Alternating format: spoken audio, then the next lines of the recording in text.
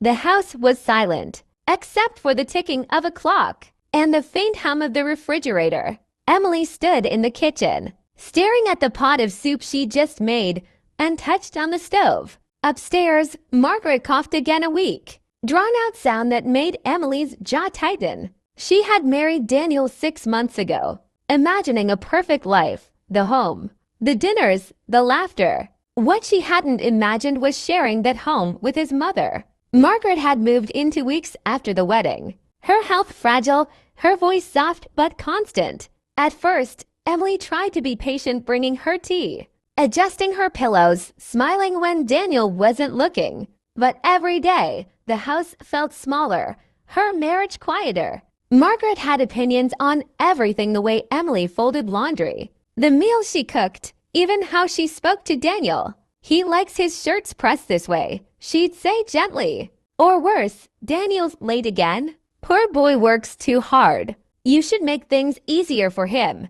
Each word chipped away at something inside Emily. That night, Daniel came home tired, kissed her cheek absently, and went upstairs to check on his mother before even looking at dinner. Emily stared at the untouched plates and whispered to the empty room, "It's like I married them both." The next morning, she found Margaret already awake, knitting in the living room. "Good morning, dear," the older woman said kindly. "Did you remember to take your husband's suit to the cleaners?" Emily smiled thinly. "I'll handle it," she said. But as she walked away, something shifted, small, dangerous. By the time Daniel came down for breakfast, Emily was already looking up care facilities on her phone. The house was silent, began to feel like a shadow that, and the faint hum of every corner of the house. Emily stood in the kitchen, staring at the pot of soup she just made for meals, and touched on the stove. Advice. Upstairs, always pretending it was just to help.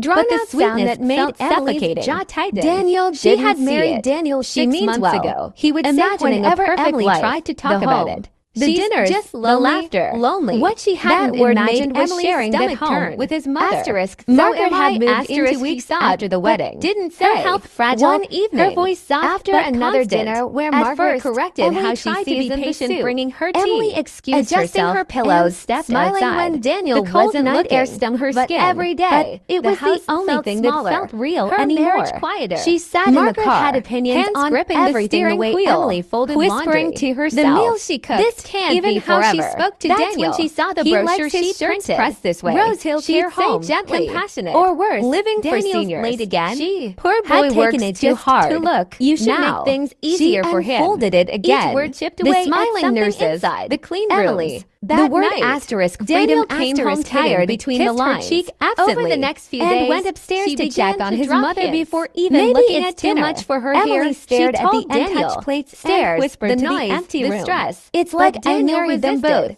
The mom's fine here, she found Margaret already she loves being close to us. In the living room. Emily forced a smile. Good morning, dear. Of course she does. The older woman said kindly. Even did you remember to take your husband's number when he wasn't home? Emily smiled. The woman on the line spoke gently. I'll handle it, she said. The paperwork. But as she walked away, process, something the waiting list, small, sometimes the by the time Daniel came down for breakfast, need a little space Emily to breathe. Already that looking night, up care facilities Emily lay awake beside her husband, listening to his soft breathing. From down the hall came the faint hum of Margaret's old lullaby, the one she sang while knitting. It should have been comforting. Instead, it sounded like guilt already whispering her name. Over the next week, Emily began weaving her plan carefully, quietly. She told herself it wasn't cruelty, it was necessity. Margaret had fallen twice that month, once on the stairs and once in the garden. She needs professional care, Emily repeated to herself like a prayer.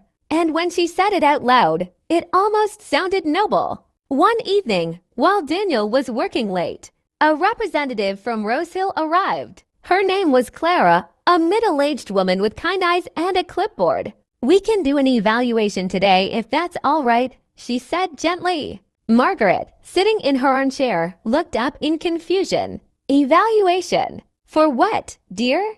Emily forced a smile. "It's just a consultation so we can make things easier for you." Margaret nodded slowly, though a flicker of worrying passed across her face. Clara asked questions, took notes, measured blood pressure, all while Emily stood by, pretending to care but feeling her stomach twist tighter with every kind word.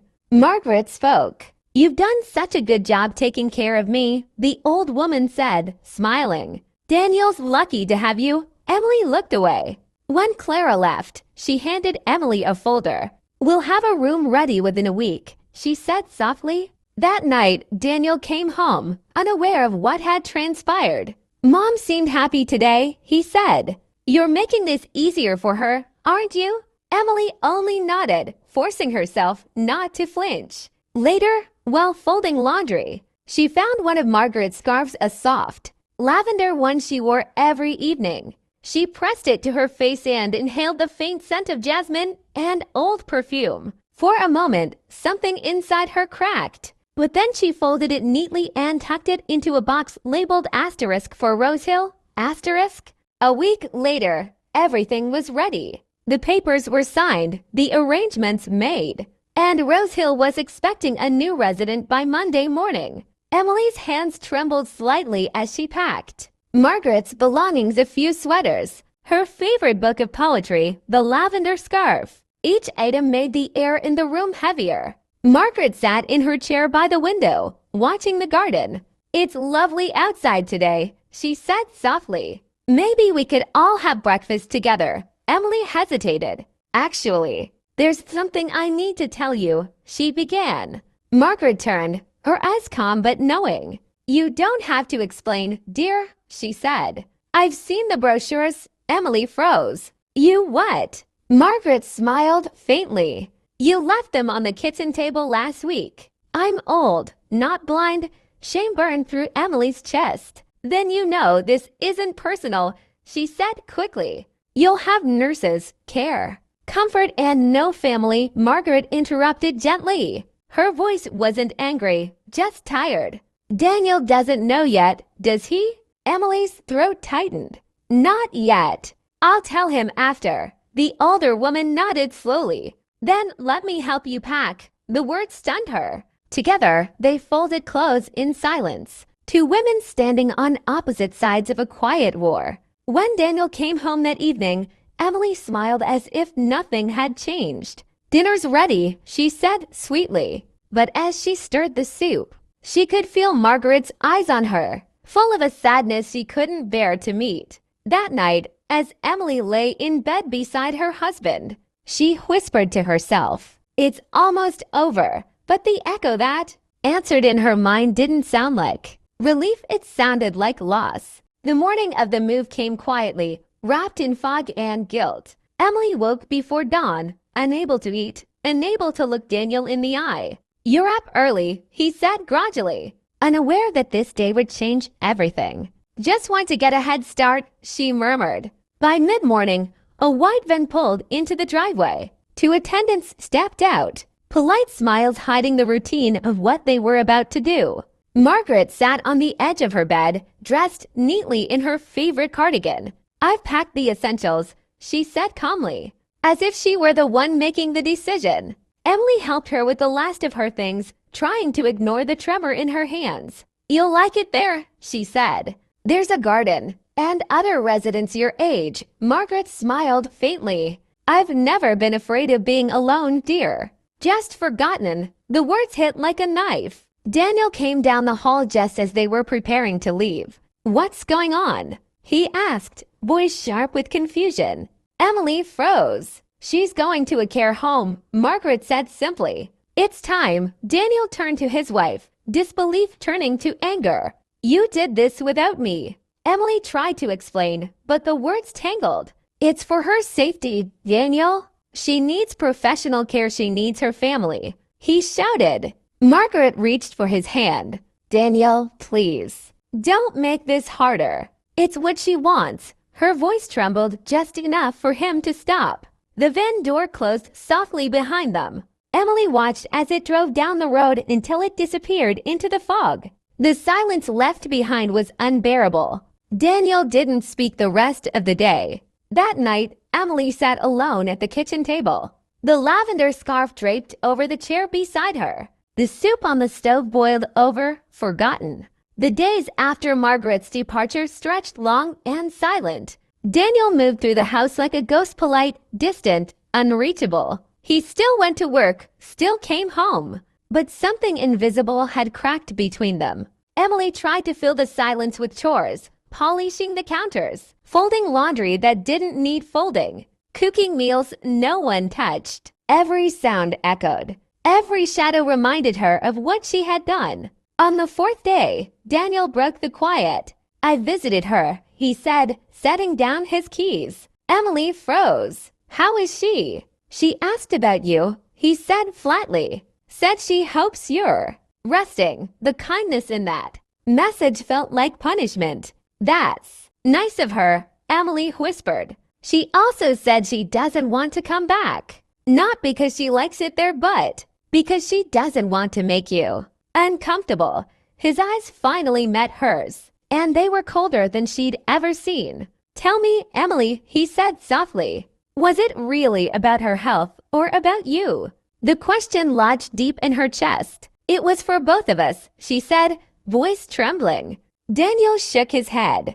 "No, just for you." He walked upstairs without another word, the sound of his footsteps heavy with disappointment. That night, Emily called Rosehill. "I'd like to speak to Margaret," she said. The nurse hesitated. "She's resting, dear. Would you like to leave a message?" Emily hung up instead. She sat in the dark kitchen until morning, hands wrapped around a cold cup of tea. Outside, the first snow began to fall, soft and silent, covering everything, even the things he couldn't forgive. A week later, Daniel stopped coming home at his usual time. Working late, he texted, brief and distant. Emily pretended not to notice the pattern the nights he didn't eat, the mornings he left early. The house, once full of tension, was now hollow. One evening, she decided to visit Margaret herself. Rosehill smelled faintly of antiseptic and lavender. A nurse led her down the hallway, her shoes echoing on the polished floor. When they reached the room, Margaret was sitting by the window, her knitting in her lap. She looked thinner, paler, but her eyes were warm. "Emily," she said softly. "I didn't think you'd come." Emily forced a smile. "I wanted to see how you're settling in. It's quiet here." Margaret replied, "Too quiet. But I suppose peace comes at a price." The words hung heavy between them. Emily sat down, unsure what to say. "Daniel's been visiting," Margaret added. "He brings flowers every few days. He loves you. You know, he's just lost right now." Emily looked at the floor, her throat burning. "I didn't mean for this to happen," she whispered. Margaret nodded.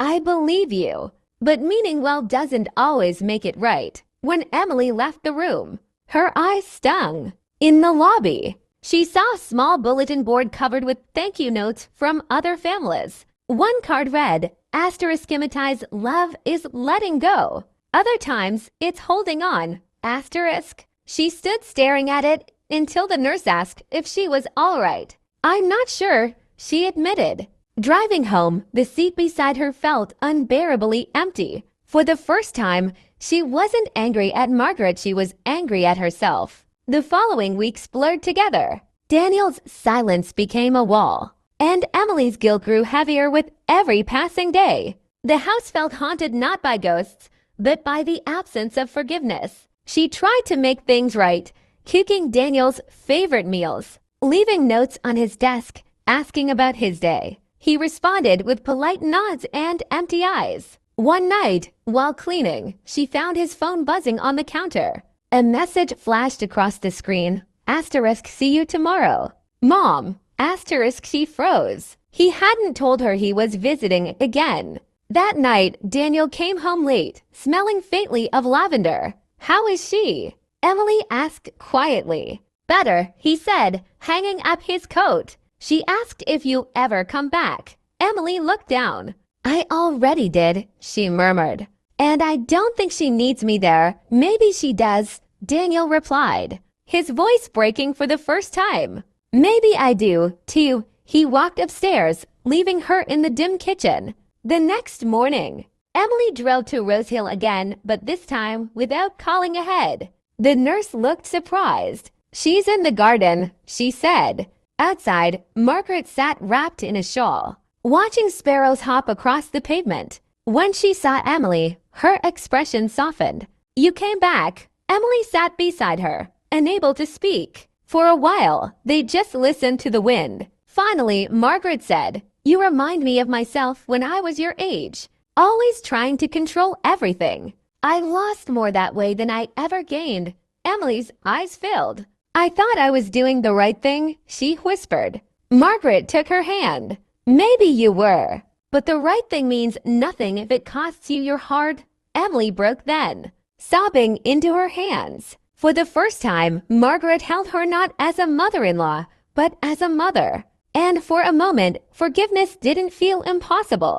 Daniel noticed the change before Emily did. She smiled more now, faintly, hesitantly, but genuinely. The tension in her voice had softened, replaced by something fragile yet real. One evening, he came home to find her setting the table for two, the lavender scarf neatly folded beside his plate. "I went to see her again," she said quietly. "I know," he replied. "She told me." They sat in silence for a moment before Daniel added, "She said you cried." Emily's eyes shimmered. "She forgave me, Daniel."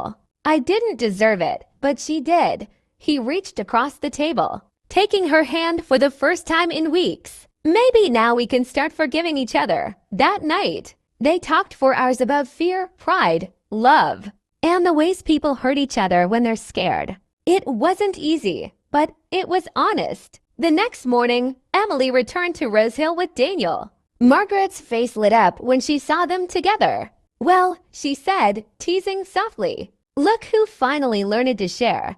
They all laughed a small, uncertain laugh, but it felt like sunlight breaking through fog. Before leaving, Emily placed a small potted plant on Margaret's bedside table. "For your window," she said, "so you don't forget there's still life growing outside." Margaret smiled. "I think you're the one who needed that reminder." Dear, on the drive home, Daniel turned to her. "Maybe we can bring her home someday," he said. Emily nodded, tears in her eyes. "When she's ready," she whispered. But deep down, she knew this time she wouldn't rush it. She had finally learned that love wasn't about control or sacrifice. It was about presence and patience. Months passed, and winter gave way to spring. The house felt warmer now, not because of the sunlight, but because the silence no longer hurt. Daniel and Emily found a rhythm again. Small talks over coffee, shared walks after dinner, quiet laughter that once seemed lost. Rosehill called one morning. "Margaret's doing wonderfully," the nurse said. "She's been painting again." Emily smiled, her heart light. "Thank you," she whispered. That weekend, they visited together. Margaret greeted them in the garden, her hands stained with paint. "I'm working on something," she said, eyes twinkling. On the easel stood a half-finished painting, a house surrounded by lavender fields, 3 figures standing at its door. "It's us," she said. "Not as we were, but as we could be." Emily felt tears sting her eyes. "It's beautiful." Margaret handed her the brush. "Then help me finish it, together." They painted under the spring sun. Daniel watching quietly, his expression soft. When the painting was done, Margaret looked at Emily and said, "I think it's time I come home." On the drive back, Emily rested her head on Daniel's shoulder. The guilt that once weighed her down had turned into something else, understanding. That night, she hung the painting in their living room. The colors glowed in the fading light: forgiveness, love, and lavender. She looked at it for a long time and whispered, "Thank you for staying, even when I didn't deserve it," from the doorway. Daniel's voice was gentle. "We all left each other once. Now we're home, and for the first time since their wedding." The house truly felt like one. If this story touched you, remember love isn't always about holding on. Sometimes it's about learning when to let go and when to come back. Emily's journey wasn't about perfection, it was about forgiveness, growth, and finding peace after doing the wrong thing for the right reason. If you've ever made a choice you regretted, or tried to heal something you broke, this story is for you. Leave a comment below. Would you have made the same decision? Or would you have done something different? And don't forget to like, share, and subscribe for more stories that remind us, even in our mistakes, we can still find redemption. Because sometimes coming home doesn't mean returning to a place. It means returning to yourself.